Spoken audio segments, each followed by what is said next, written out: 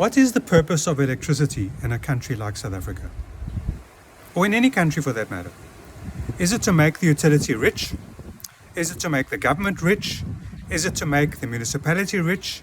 Or is it to make sure that people firstly have jobs, livelihoods, incomes, and then also electricity at home, and also all of the benefits one gets because of electricity, such as water, sewerage, banking, transport, petrol, diesel, cars, manufacturing, thousands of things one gets because of electricity in the 21st century, 2023. We get lots and lots of benefits from electricity. And if another 10 million or 15 million South Africans were employed and they paid tax and they didn't collect grants, the government would make 2 or 3 times as much money as it makes now. Now think about that. It's very simple. What are we going to do? Are we going to employ more and more people in Eskom and in the municipalities and all over the place and pay more and more grants and have less and less electricity? Or are we going to decide that what we need right now is 4 or 5 times as much electricity as we have now? We have 28 gigawatts before we have load shedding. Eskom told us in 1999, they told us that by now we'd have 73 gigawatts, which means that even before we start load shedding, we're on stage 45 load shedding. Okay? And that's costing the economy 8 billion rand a day before load shedding. So when the city of Cape Town or Eskom or anybody says when there's load shedding, it costs the economy 1 billion rand a day. Well, before we even had load shedding, we are losing 8 billion rand a day.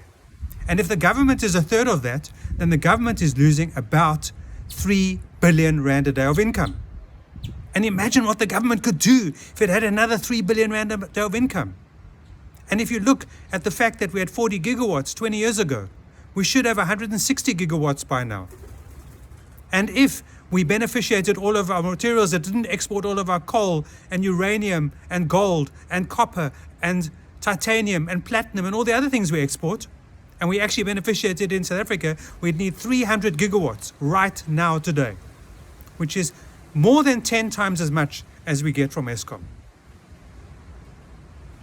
Now you think about it. Imagine that there's 10 times as much electricity flying across the Eskom grid, and Eskom makes 50 cents a kilowatt hour for every unit of electricity that's sold across the grid. And the city of Cape Town makes, say, 25 cents a kilowatt hour for every unit of electricity that's sold across their grid. How much money they would make? They would triple or quadruple their income within 2 to 3 years just by allowing people to interact with the grid. And we get told the grid must be strengthened. But that's because the government wants to own the power stations. Independent power producers are not independent. They're off-balance sheet finance for Eskom. If you need to understand that, then ask me. I'll explain what off-balance sheet finance is to you. Okay? And so they want to build these power stations in the Northern Cape where the grid needs to be strengthened. But guess what? There's 10 million houses, flats, businesses on the grid right now who should have roofs full of PV panels, making local electricity and exporting electricity into existing grids which don't need any strengthening. Guess what? Why do grids need strengthening? Why does the government want another 100 billion rand to spend on grid strengthening? It's because the government wants to own everything.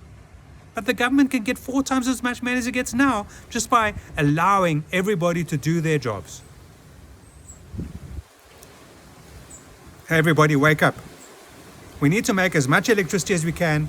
We need to make it with certificates of compliance because we need to make sure that the cable sizes are right, but we don't need to have electrical engineers signing off systems. That's like expecting a doctor to give an injection, which a nurse can give, and even a private citizen can give an injection to themselves under certain conditions.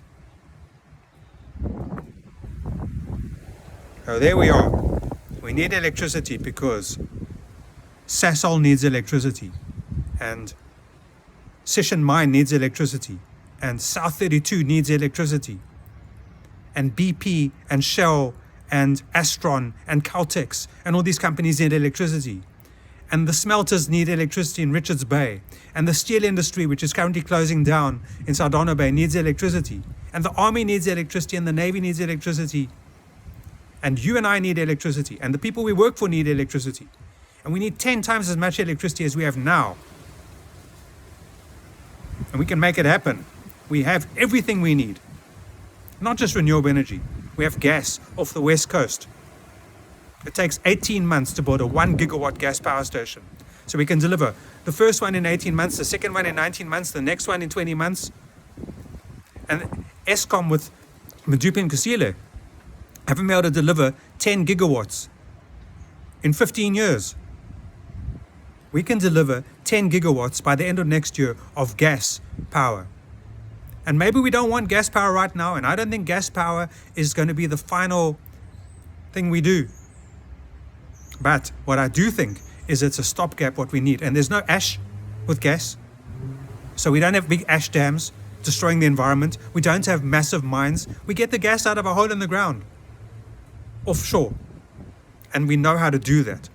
Do I want fracking? No, I don't want fracking. Do we need fracking? No, we don't need fracking. We've got offshore gas off the west coast of South Africa and Namibia.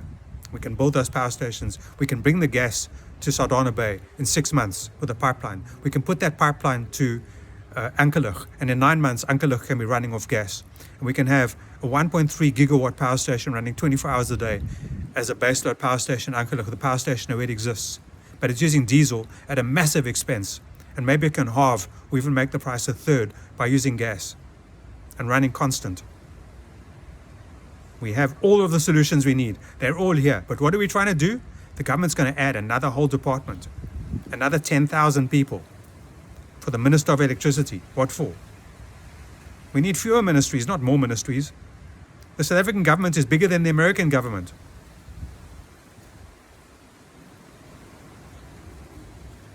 So here we go. We want people, you, me, everybody, want the economy of South Africa to be 10 times bigger than it is now. 10 times bigger by 2025. Okay? We need somebody who can make that happen. We need somebody who understands energy and electricity and water and sewage and biodigesters and transport and education and learning and tertiary education and engineering, and what kind of people do we have and what kind of system suits those people. And we need banking, and we need all of the support services, call centers and everything. We have all of the capability, and all the technology is right here today. It's available. We don't want grants anymore. We want all those people getting grants to have a job. I've calculated that if we roll out a new electrical system in South Africa, within 18 months, 170,000 people will be employed just in building that. And that 170,000 people will be creating 1 million new jobs a month because of what they're doing. And in 15 months, another 15 million people could be employed in South Africa. Maybe it's too much, maybe it's too quick, maybe it's going to take 30 months. But imagine if in the next 30 months, 15 million people could be employed. Every single person employed in South Africa doing something constructive that they're able to do because of the education that they already have. Plus, maybe 3 months more education.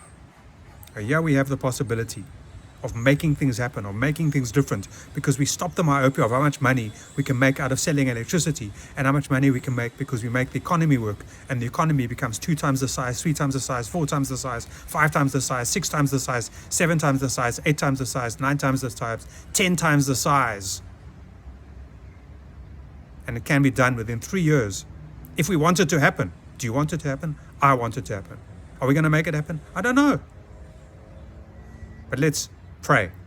And let's work at it every single day. And if we don't like something that our government's doing, let's tell them. And let's stop complaining and let's start making things happen. Thank you and have a good weekend.